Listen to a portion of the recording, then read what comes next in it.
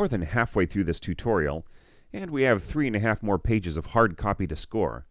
But don't worry about it. We'll catch up and finish all the note input in the next 5 videos. The next few bars are a bit aggressive, but very instructive about a certain key point of the input chain that we haven't addressed yet. To find out, let's input the left hand.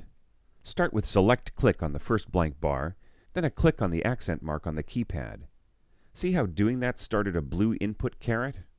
Sibelius is telling you that whatever action you take next will be interpreted as an input command.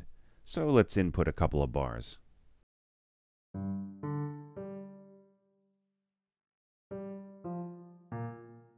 Okay, hold it right there. We wanted a B flat, we played a B flat on our MIDI keyboards, and yet we got an A sharp. The reason why is that Sibelius's key signature protocol is set up to recognize certain accidentals in certain ways. For instance, if you put an accidental on the half step between the 5th and 6th step of a major key, then Sibelius will interpret that as being a sharped 5th step, not a flatted 6th step.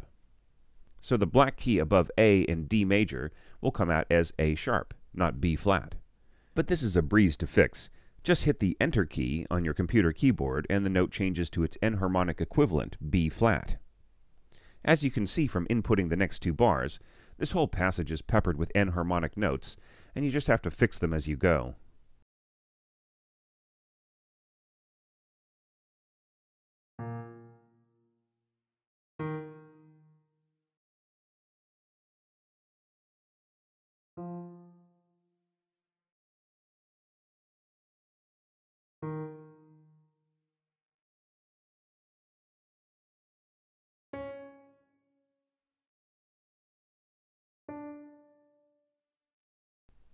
I want to add a C-sharp cautionary on this last bar, just because I'm a very picky composer, and I want to give the pianist some warning because he just played a C natural in the last bar with his right hand.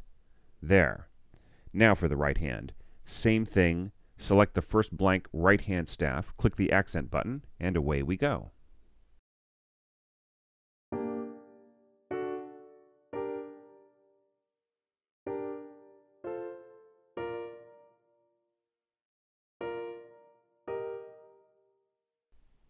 Stop for a minute and look back at that input. Notice how Sibelius gave you B flats and E flats this time without needing you to correct them enharmonically. This is because Sibelius is working it out within the context of those other chordal notes.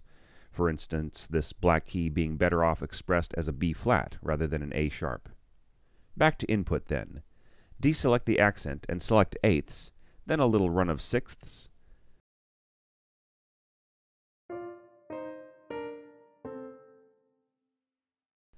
Select accents and quarter value, play A. Now I want to teach you some more alphabetic input technique. This is to help you build chords with complicated accidentals. Input the bottom note by typing A, then click the flat sign and type a 5, giving you a stacked E flat. Then type a 3 and you get your A7 flat 5 chord. This works pretty good in most cases, except that you can't stack a natural note in building a chord. Finish up by selecting a half note value and playing a second inversion D chord. Actually, you could have also input this whole passage by selecting the 4 preceding bars, typing R to duplicate, and then adding accents and adjusting note values and so on. Let's add the dynamic markings right now while we're looking at these bars. Select the first note of bar 29, then hold down that Command or Control key, type an E, then an F, 2 space bars, then the word deliberato. A little click and drag to give that expression text some room. Select the first note of bar 32, type H, spacebar. Those bars are now complete. We need some more practice inputting second voice notes and re-inputting pitches. Let's tackle that in our next video.